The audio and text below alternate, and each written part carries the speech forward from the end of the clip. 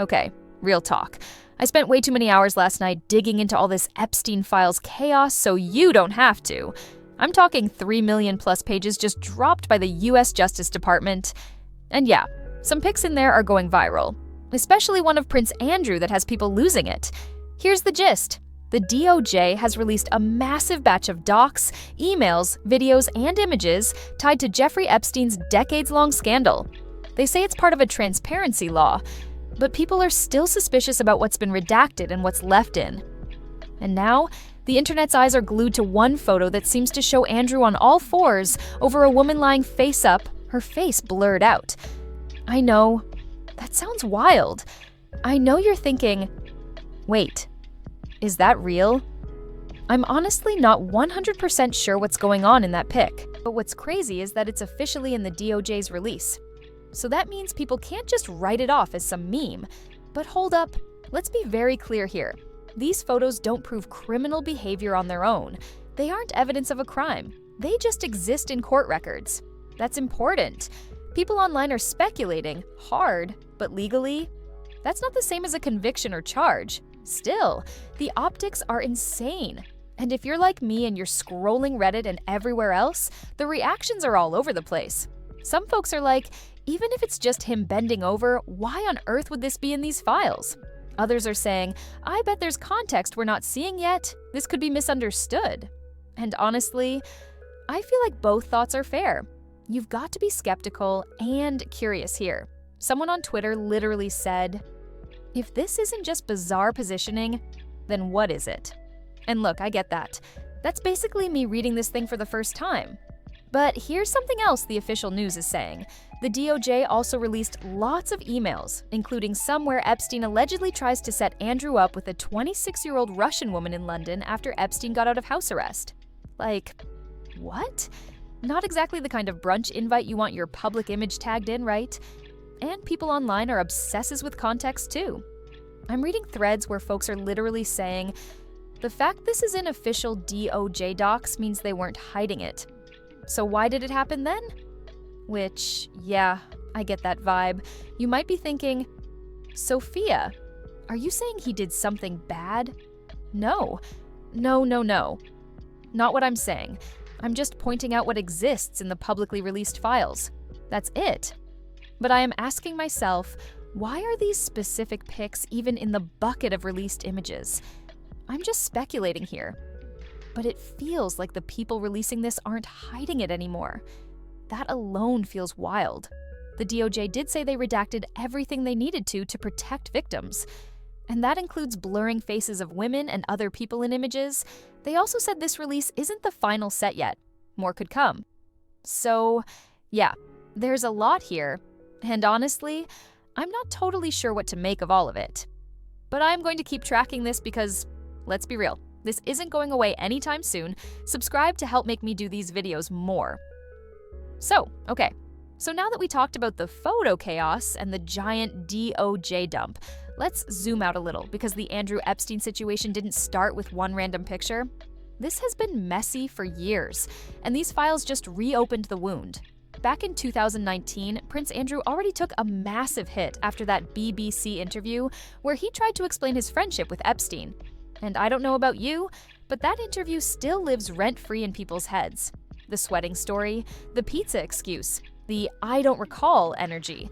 It didn't calm anything down. It basically made the internet grab popcorn. After that, Andrew stepped back from royal duties. Buckingham Palace distanced itself. Sponsors vanished. His public image went from royal spare to problem nobody wants to touch. And now, fast forward to today.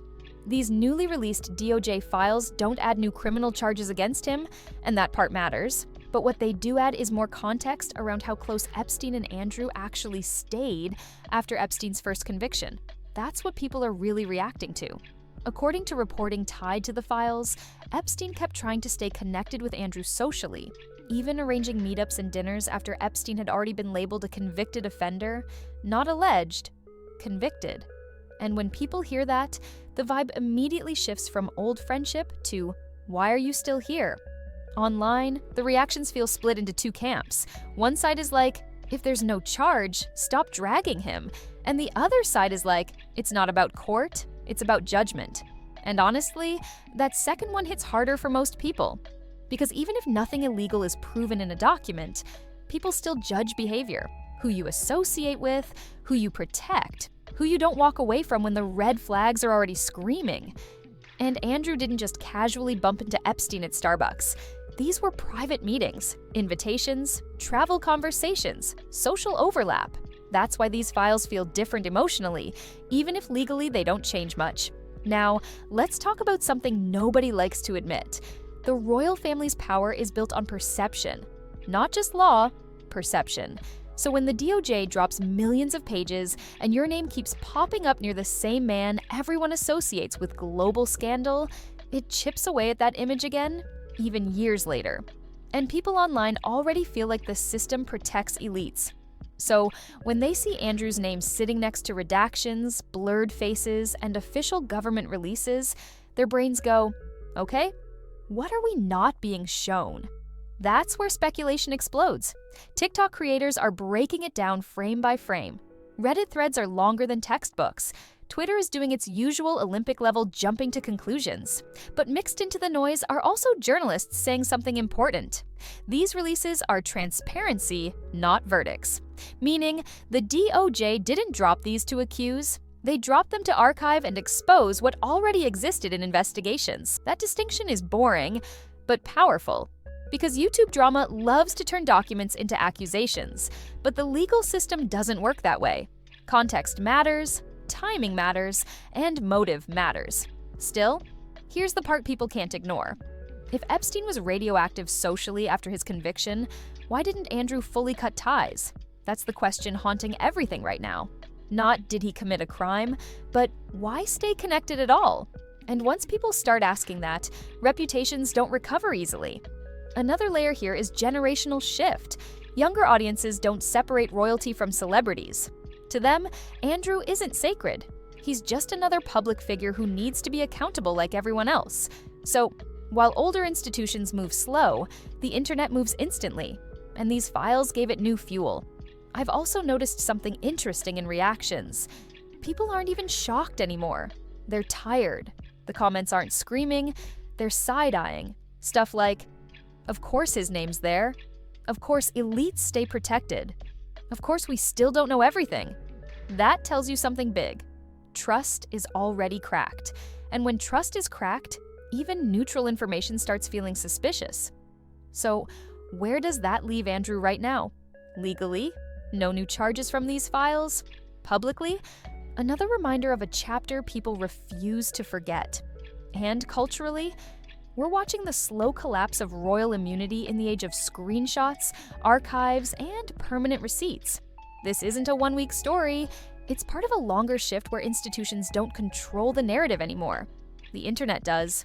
And as long as Epstein's name stays searchable, anyone linked to him will keep getting dragged back into the conversation, whether they like it or not. And yeah, Andrew is permanently on that list now. And here's where it gets kinda wild. Because while everyone's arguing about Andrew, the real smoking gun for me isn't even a document, it's timing. Hold on, I'm literally scrolling right now. Okay, so the same week these Epstein-related files start trending again, royal insiders quietly start pushing stories about Andrew wanting more privacy, less exposure, fewer mentions, more let's move on energy, and I'm sitting there like, move on from what exactly? Because you don't ask for silence unless noise is coming. What hit me hardest after hours of doom scrolling is this. Nobody's shocked anymore.